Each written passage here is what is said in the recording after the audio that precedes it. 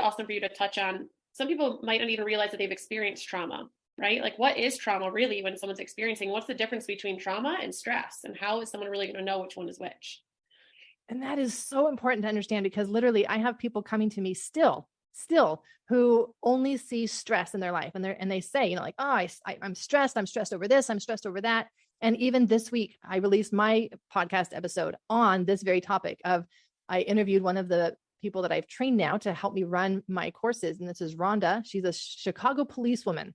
And Brooke, her whole story is, I didn't think I had trauma. And I'm like, you're a policewoman in Chicago. Like, Yeah. anybody else knows that you've had trauma? And she's like, no, I didn't think I had trauma. Like, my best friend dies, on the job. Like, but that wasn't trauma. That was just stress. And I'm like, wow, like we undervalue so much of the experiences that we go through. We can see it in other people, Yes. but we have a harder time seeing it in ourselves. So we need to understand the difference in between stress and trauma as far as what's happening in the body so that we can then look back in our life and see, oh yeah, no, that actually was my body going into a trauma response at that time. That was not just stress. And then looking at our life starting today, moving forward, being able to recognize when our body's going into that trauma place, it's not just stress. Yeah. Now, the major difference in how we can feel the difference between stress and trauma is our energy level, which is fascinating because most times people think, oh, I'm stressed. And so I'm exhausted. That's actually not stress. That's actually the trauma response. So the stress response and the trauma response are they're very programmed neurobiological sequences that happen in our body. These are not something that need to be taught. They just happen. In fact, you wouldn't have survived as a baby if these weren't already programmed into you. Yes. That's how essential they are to your survival. So it's not like you can think your way out of this or you can analyze enough and understanding enough to change it. It's just something that is happening in your body as a survival mechanism. And when we have a trigger, whatever that trigger is, you'll feel your energy level go up. And you can feel that initial, like, whether it feels like anger, whether it feels like defensive, whether it feels like, whoa, I need to get out of here, whatever it is, like you do feel that initial burst of energy. And that energy comes from adrenaline.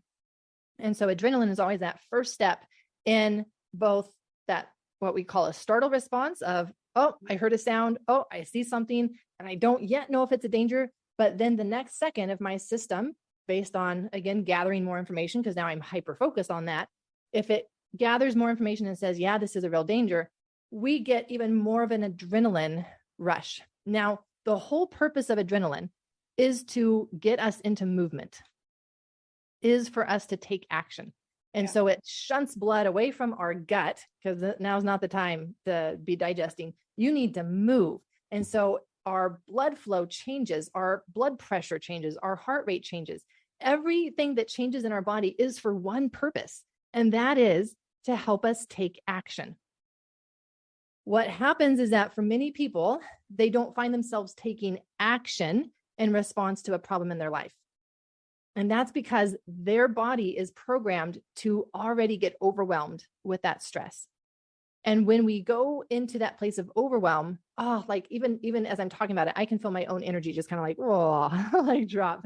And you can recognize it even by your posture. So your posture will go into one of like your shoulders slumping, your head comes down. You might recognize it by the shame posture. And it feels like your body just became really heavy. It feels like your body just, I don't know, it's like someone unplugged something in your body and all your energy just drained out the bottom of you. That's what it feels like when the body goes into this trauma response. Now, you can still have the adrenaline there because it doesn't magically go away. But what has happened is that there's a more powerful survival program that has kicked in. And we call that survival program the dorsal vagal response or the freeze response. And if we were driving a car, the stress response would be the equivalent of having your foot all the way down on the accelerator pedal. So like pedal to the metal, you are pushing your car to the max. And you're burning fuel, you're burning a lot of fuel, but you're in movement. Like you are actually the most alive, the most energetic when you are in the stress response. And then if your body gets overwhelmed by that, doesn't think it can make it, then it kicks in that other survival mechanism that is stronger than the accelerator pedal, which is your emergency brake. And so it's like your body throws on the emergency brake. Everything screeches to a halt. You feel that energy drain. and you feel overwhelmed. Now you're still recognizing, oh, but I feel anxious. I have this problem. Yes, but you're not having the energy of the stress response anymore. You're having the heaviness, you're having the exhaustion of the trauma response. So I kind of interchange overwhelm and trauma response so that people can understand that when you hear yourself say words of overwhelm, like, I can't do this anymore, this is too much, those are only thoughts that come when your body is in a trauma response. And we can more easily recognize overwhelm. And when we know that that overwhelm is the trauma response, we can start to recognize more and more when our body has actually gone into a trauma response, not just a stress response.